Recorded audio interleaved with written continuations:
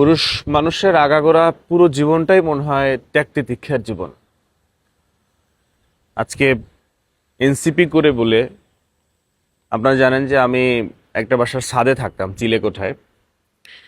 তো দীর্ঘদিন প্রায় 2-3 বছর এখানে।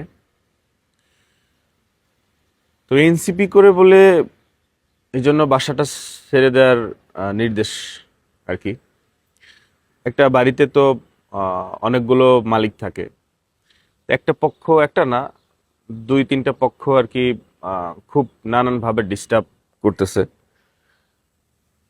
আবার যারা ডিস্টার্ব করতেছে তাদের ভিতরে একজন আবার সরকারি দলের উপরের কোনো কর্মকর্তার সাথে আছে।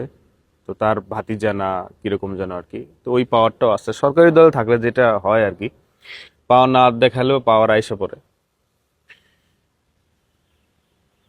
আর ব্যাপার হচ্ছে যে আমি একটা কোম্পানিতে হচ্ছে ব্র্যান্ড অ্যাম্বাসেডর ছিলাম।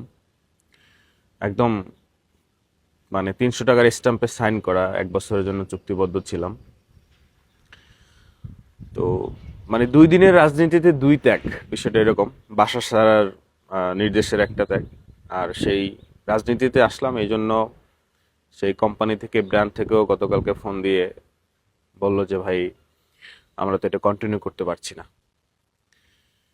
তো ওই মানে ব্র্যান্ড থেকে যেই আমি মানে আমার স্যালারিটা পেতাম, ভালো একটা স্যালারি পেতাম। এবং এমনও ব্যাপারটা হয়ে গেছে যে এখন তো ফেসবুক ইনকাম কম, মানে এই মাসে আমি যে ফেসবুক থেকে ইনকাম পেলাম এটার চেয়েও ওই স্যালারিটা আমার বড় ছিল, বেশি ছিল, ভালো একটা স্যালারি ছিল।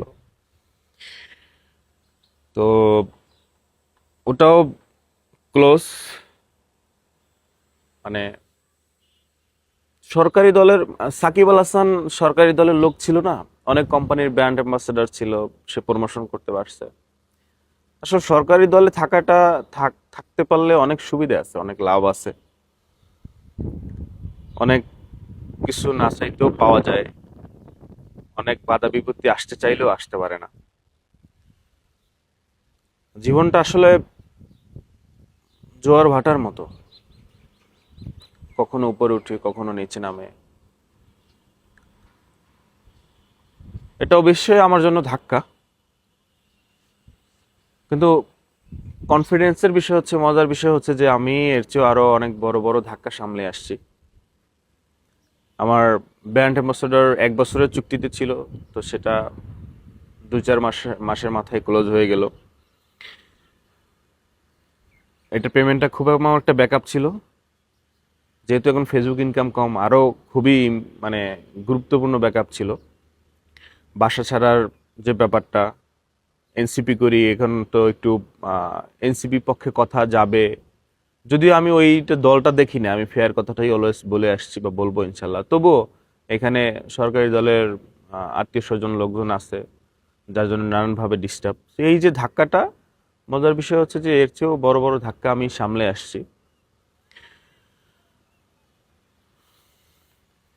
যাই হোক, আমার শুভাকাঙ্ক্ষী, আমার ভালোবাসার মানুষজন ঢাকা শহরের ভিতরে, মানে মেইন সিটির ভিতরে, যদি কারো খোঁজে চিলেকোঠা এবং সেফ বাসা খোঁজে থাকে, তাহলে আমাকে একটু জানায়েন কোনো না কোনো ভাবে।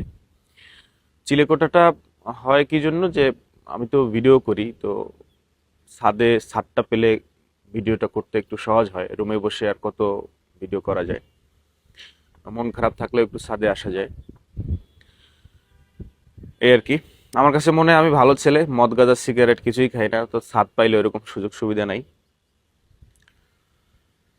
এই তো আর কি, ত্যাগ তিতিক্ষা মানুষের জীবনে থাকবে।